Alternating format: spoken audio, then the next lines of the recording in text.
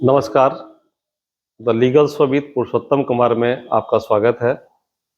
पिछले एपिसोड में हमने आपको जानकारी दिया था कि हमारा फंडामेंटल राइट क्या है, हमारा मौलिक अधिकार क्या है, हमारा कॉन्स्टिट्यूशनल राइट क्या है, संवैधानिक अधिकार क्या है, हमारा लीगल राइट क्या है अर्थात मेरा वैधानिक अधिकार क्या है, और हमारा ह्यूमन राइट क्या है हमारे पास।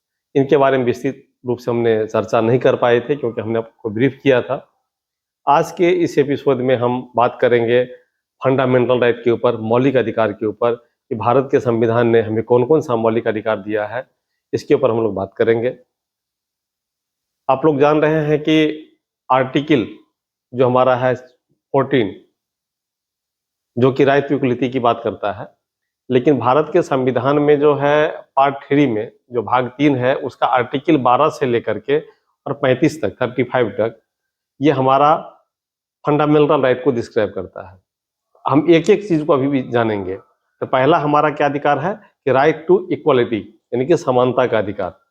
भारत का संविधान हर किसी को समानता का अधिकार देता है, जिसके तहत जो क्या क्या हमारे अधिकार हैं उस पर हम विस्तृत चर्चा करेंगे। आर्टिकल 14, आर्टिकल 14, कानून के समक्ष समानता और विधियों का समान संरक्षण। कि जो हमारा विधि है वो सभी व्यक्ति को समान रूप से संरक्षित करेगा। जो नियम हम पर लागू होता है वही नियम विशेषाधिकार को छोड़ करके देश के हर एक व्यक्ति पर लागू होता है।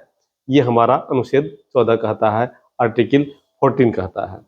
आर्टिकल 15, अनुच्छेद 15, वो कहता है कि prohibit discrimination on ground of religious, race, caste, sex and place और बर्थ। कहने का मतलब कि जाति, धर्म, लिंग, नस्ल, जन्म स्थान के आधार पर किसी भी व्यक्ति का भेदभाव नहीं होना चाहिए।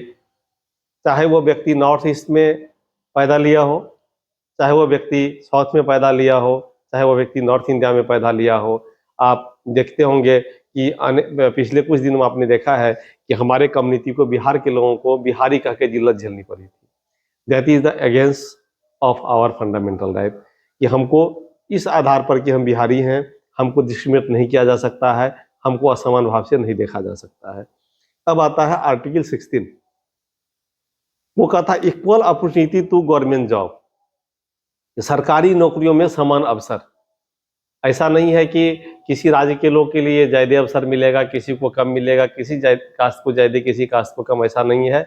भारत के हर नागरिक को समान रूप से सरकारी सेवाओं में अवसर मिलना है। ये आर्टिकल 16 कहता है, अनुच्छेद 16 कहता है। अनुच्छेद 17 यानी आर्टिकल 17, एबलाइजेशन ऑफ अनटचेबिलिटी, अस्पृश्यता को समाप्त करना।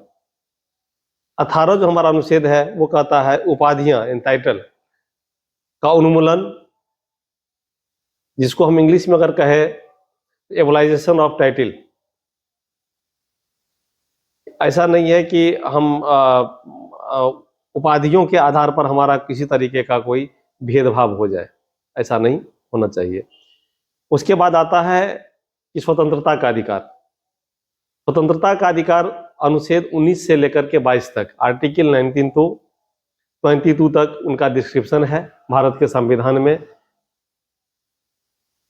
भाग 3, अनुच्छेद 19 से 22 स्वतंत्रता का अधिकार का वर्णन किया गया है।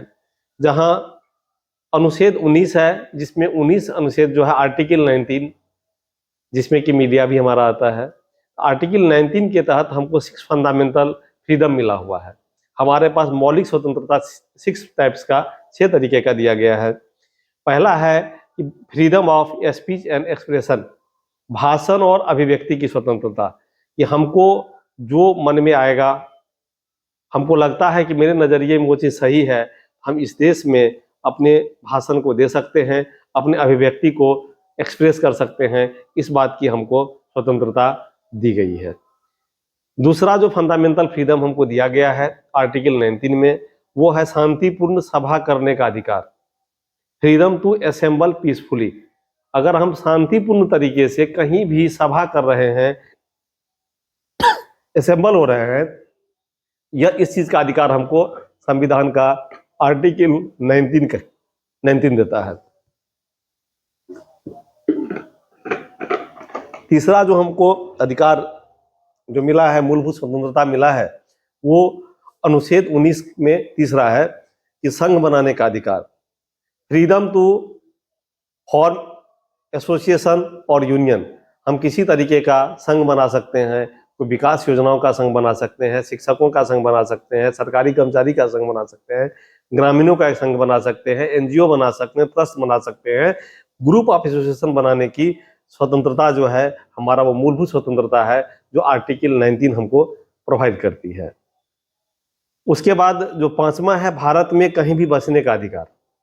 पहले JNK में नहीं था, जम्मू एंड कश्मीर में, वो भी हमारे पास है। तो freedom to reside anywhere in India, एक बिहार का व्यक्ति असम में बस सकता है, असम का व्यक्ति बिहार में बस सकता है, नागालैंड का व्यक्ति पंजाब में बस सकता है, इंडिया के किसी भी कोने में जाकर भारत का कोई नागरिक बस सकता है। अब तो पूरे होल इंडिया में ये आ गई है, JNK में भी हम बस सकते हैं। ये हमको आर्टिकल 19 का जो है पांचवा मूलभूत स्वतंत्रता है, फंडामेंटल फ्रीडम है। उसके अलावा जो छठा है हमारा, कि कोई भी व्यापार, व्यवसाय या रोजगार अपनाने का अधिकार, freedom to practice any profession और बिजनेस। कोई भी व्यक्ति अगर यह चाहता है कि हम डॉक्टर बने तो पढ़ के डॉक्टर बन सकता है। कोई भी व्यापारी चाहता है कि हम नमक का व्यापार करें तो नमक का व्यापार कर सकता है, नील का व्यापार कर नील का व्यापार कर सकता है, कृषि उद्योग लगा सकता है। गुलाम भारत में उस रोजगार को करने का अवसर हम लोग को नहीं था, लेकिन हमारा गणतंत्र जो भारत है, इस गणतंत्र भारत में एक व्यक्ति को फ्रीडम है कि किसी भी तरीके का प्रैक्टिस और प्रोफेशन को अपना सकता है। उसके बाद स्वतंत्रता के अधिकार में हमारा आर्टिकल आता है 20 आर्टिकल करता है protection in criminal offence, no dual jeopardy, no self incrimination.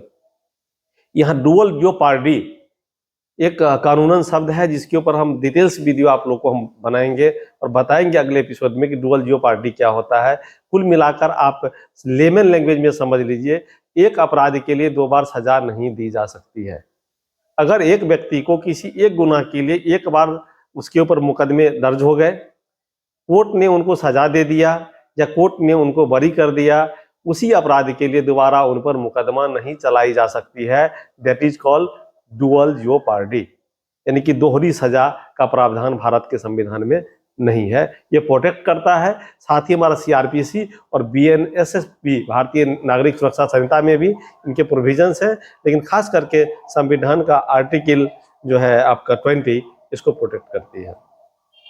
उसके बाद अनुच्छेद 21 आ जाता है, article 21, right to life and personal liberty, जीवन और व्यक्तिगत स्वतंत्रता का अधिकार, कि आपके पास ये अधिकार है कि आपको जैसे जीवन जीना है, जैसे आप व्यक्तिगत तौर पर स्वतंत्र रह सकते हैं, ये आपका एक फंडामेंटल राइट है, इसका वायलेशन नहीं होना चाहिए। हालांकि इसका वायलेशन बिहार में हालिया दिनों में हुआ है, वो एक शराबबंदी कानून है। एक व्यक्ति क्या खाएगा, क्या पिएगा, क्या पहनेगा, ये स्टेट को डिसाइड नहीं करना है, ये स्टेट को डिसाइड बिल्कुल नहीं करना है। लेकिन बिहार में, बिहार की सरकार ने शराबबंदी कानून ला करके डिसाइड कर दिया है कि आप शराब नहीं पी सकते हैं। शराब सामाजिक बुराई है, इस बात को हर कोई समर्थन करता है, लेकिन हमारा संविधान इस चीज़ को अलाउ नहीं करता है। लेकिन चूंकि बिहार में स्टेट पॉलिसी है, बिहार का जो है असेंबली ने इस पर कानून बना चुका है, इसलिए हर किसी उसको मानना चाहिए। इसका हम ये सलाह नहीं देते हैं कि आप इस कानून को नहीं मानिए, सख्ती से मानिए जब तक यह कानून बिहार में एग्जिस्ट कर रहा है। उसके बाद आर्टिकल 21 का ए है जो जोड़ा गया है, right to free and compulsory education, बच्चों के लिए निःशुल्क और अनिवार्य शिक्षा का अधिकार, और खास करके 6 ईयर से लेकर के 14 ईयर तक, 6 साल के बच्चे से लेकर 14 साल के बच्चे को शिक्षा लेने का अधिकार, वो निःशुल्क है और अनिवार्य है। और ये स्टेट का ड्यूटी है, ये नेशन का ड्यूटी है कि हर व्यक्ति को शिक्षा निःशुल्क उपलब्ध करावे। उसका अनुच्छेद आ जाता है 22, आर्टिकल 22, वो होता है गिरफ्तारी और नजरबंदी के खिलाफ सुरक्षा। कहने का मतलब है कि protection against arbitrary arrest and detention, कि किसी को जबरन गिरफ्तार नहीं की जा सकती है और इससे हमारा संविधान हमको सुरक्षा देता है। उसके अलावे जो अगला हमारा है वो है शोषण के विरुद्ध अधिकार, राइट अगेंस्ट एक्सप्लॉयटेशन। ये हमारा संविधान के भाग 3 पार्ट 3 का आर्टिकल 23 से लेकर के 24, 23 और 24 जो आर्टिकल है वो हमको देता है एक्सप्लॉयटेशन, शोषण के विरुद्ध अधिकार। अनुच्छेद 23 क्या कहता है, इसको समझना होगा। मानव तस्करी, जबरन श्रम निषिद्ध, यानी prohibits human trafficking and force labour. किसी को आप बंधुआ मजदूर बना कर नहीं रह सकते हैं, जबरन उससे मजदूरी नहीं करा सकते हैं, मानव का तस्करी नहीं कर सकते हैं, चाहे वो किसी भी तरीके से हो, चाहे वो इलीगली उनसे लेबर का काम कराने के हो, उनका अंग बेचने के ख्याल से हो, उनको वेश्यावृत्ति में ले जाने के ख्याल से हो, या उनका किसी भी रूप में आप ह्यूमन ट्रैफिकिंग नहीं कर सकते हैं। ये हमको जो है फंडामेंटल राइट देता है संविधान का अनुच्छेद 23। 24 जो है वो 14 वर्ष से कम उम्र के बच्चों को खतरनाक उद्योग में काम करने से प्रतिबंधित करता है। और इसी अनुच्छेद 24 जो है, आर्टिकल 24 जो है, उसी के तहत आपने देखे होंगे कि चाइल्ड लेबर प्रोहिबिटेड है इस देश में। उसके लिए सरकार की पूरी सेटअप है, लेबर डिपार्टमेंट है, उनकी कोशिश रहती है कि हम रेगुलर रेड करके रेस्क्यू करें ऐसे बच्चे को जो कि 14 वर्ष से कम उम्र का बच्चा है और वो कोई हैजार्डिस इंडस्ट्रीज में काम कर रहा है, या अब ये कह लीजिए कि 18 साल से कम उम्र के बच्चे को हम बाल श्रम नहीं करवा सकते हैं। लेकिन खास करके हमारा संविधान कहता है कि 14 साल से कम उम्र के बच्चे को आप खतरनाक उद्योगों में काम करने से ये प्रतिबंधित करता है। उसके बाद आ जाता है आपका जो संविधान का जो है आर्टिकल 25 टू 28, 25 से लेकर 28 तक, जो हमको धार्मिक स्वतंत्रता का अधिकार देता है। धार्मिक स्वतंत्रता का मतलब होता है किसी भी व्यक्ति को, आर्टिकल 25 जो हमारा है वो कहता है कि किसी भी धर्म को मानने, प्रचार करने, अभ्यास करने की स्वतंत्रता भारत के हर एक नागरिक को है, कि भारत का नागरिक कोई भी धर्म अपना सकता है, उसके लिए स्वतंत्रता हमारा संविधान हमको प्रोवाइड करता है। उसके अलावा आर्टिकल 26 है वो right to manage religious affair, धार्मिक मामलों का प्रबंधन करने का अधिकार।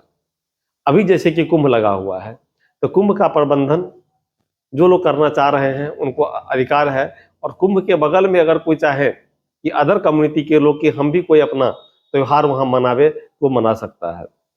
उसके अलावा आर्टिकल 27 है कि no taxes can be impose for promoting any religious work, किसी भी धर्म को बढ़ावा देने के लिए कर नहीं लगाना चाहिए। इसलिए आप लोग देखते होंगे रिलीजियस ट्रस्ट जो चंदा लेती है, कई सारे जो रिलीजियस ट्रस्ट है वो करोड़ों करोड़ में चंदा लेती है, उस पर कर नहीं लगाया जाता है। ये हमारा संविधान का अनुच्छेद 27, आर्टिकल 27 के तहत जो हमारा मौलिक अधिकार है। उसके अलावा आर्टिकल 28 की बात करेंगे तो no religious instruction in government run institution, सरकारी विद्यालयों में किसी भी स्थिति में धार्मिक शिक्षा नहीं दी जाएगी। कि कोई सरकारी स्कूल में कोई चाहे कि किसी खास धर्म की पढ़ाई कर लेंगे, इस चीज को प्रोहिबिट करता है हमारा संविधान का आर्टिकल 28। उसके अलावा आ जाता है राइट टू कॉन्स्टिट्यूशनल रिमेडीज। हमारा जो कॉन्स्टिट्यूशनल रिमेडीज है वो आर्टिकल समझ आते हैं। एक सूट के culture and educational right, cultural educational right जो है वो आर्टिकल 29 से 30 के बीच में है कि धार्मिक, संस्कृति और शिक्षा संबंधित अधिकार। संविधान का आर्टिकल 29 कहता है protect of culture right of minorities, जो अल्पसंख्यक है उनके संस्कृति की रक्षा होनी चाहिए। क्योंकि भारत जब एक धर्मनिरपेक्ष राज्य बना तो उस समय मुस्लिम समुदाय यहाँ पर अल्पसंख्यक के तौर पे था, इसलिए भारत के संविधान के आर्टिकल 29 में अल्पसंख्यकों की संस्कृति की रक्षा का भी प्रावधान किया गया है, जो कि फंडामेंटल राइट के अंतर्गत आता है। उसके अलावा आर्टिकल 30 है कि right to minorities to establish and manage educational institution, अल्पसंख्यक को भी अपने शैक्षणिक संस्थान स्थापित करने और प्रबंधित करने का अधिकार है, जिसके तहत आप देखते हैं कि मदरसा का जो कॉन्सेप्ट हमारे देश में है वो संविधान के आर्टिकल 30 के तहत उनको जो अधिकार मिला था, उनको जो राइट मिला था कॉन्स्टिट्यूशनल राइट, फंडामेंटल राइट, उसके तहत जो है माइनॉरिटीज लोग भी अपने इंस्टीट्यूशन को रन कर सकते हैं। उसके अलावा जो सबसे अहम बात है हमारे फंडामेंटल राइट में, जिसके संबंध में संविधान निर्माता डॉक्टर B.R. अम्बेडकर ने कहा था कि यह जो है भारत के संविधान का आत्मा है, उनका हृदय है, वो है आर्टिकल 32 संवैधानिक उपचार का अधिकार। फंडामेंटल राइट जो हमारा है उसका क्या रिमेडीज है हमारा, वो आर्टिकल 32 में है, उसी के बारे में कहा गया है। Heart and soul of the constitution B.R. Ambedkar साहब ने कहा था। इसमें क्या है कि हर एक नागरिक को, भारत के हर एक नागरिक को सुप्रीम कोर्ट, हाई कोर्ट में अपने फंडामेंटल राइट का रक्षा करने के लिए जाने का अधिकार है। जब भी आपके फंडामेंटल राइट का, मौलिक अधिकार का हनन होता है तो आप आर्टिकल 32 के तहत भारत के सर्वोच्च न्यायालय या संबंधित राज्य के उच्च न्यायालय में आप रीट ला सकते हैं। रीट कई तरह के होते हैं, जिसमें है कि हैबियस कॉर्पस होता है, मेंडामस होता है, प्रोविजन होता है, सर्टिट्यूरेटी होता है, क्यो वारंटो होता है। ये सारे रीट लाने का आपको अधिकार है। हम रीट के ऊपर भी एक डिफरेंट वीडियो आप लोग के सामने लाएंगे कि आपके पास संविधान ने कितने तरह का रीट का वर्णन किया है और कौन कौन रीट कब लाया जा सकता है, इस पर विस्तृत जानकारी देंगे। कुल मिलाकर हमको ये समझना है कि आर्टिकल 32 जो है that is the heart and soul of the our constitution. हमें लगता है कि हम आपके समक्ष भारत के संविधान में जो फंडामेंटल राइट है, मौलिक अधिकार है, उसको हम समझा पाए होंगे। इस वीडियो में कमेंट के माध्यम से अगर कहीं कोई त्रुटि रह गई होगी तो हमें अवगत करवाएंगे, ताकि हम भी अपने आप को करेक्ट कर सके। और इस संबंध में अगर कोई विस्तृत जानकारी किसी खास आर्टिकल पर चाहिए तो कमेंट करके हमें जरूर बताइएगा, ताकि हम आपके बीच इन जानकारियों को ला सके। तब तक के लिए हम विदा चाहते हैं आप लोगों से। आप लोग कानूनी जानकारी लेते रहिए, कानूनी रूप से अवेयर होइए और अपने अधिकार को जानिए। जय हिंद।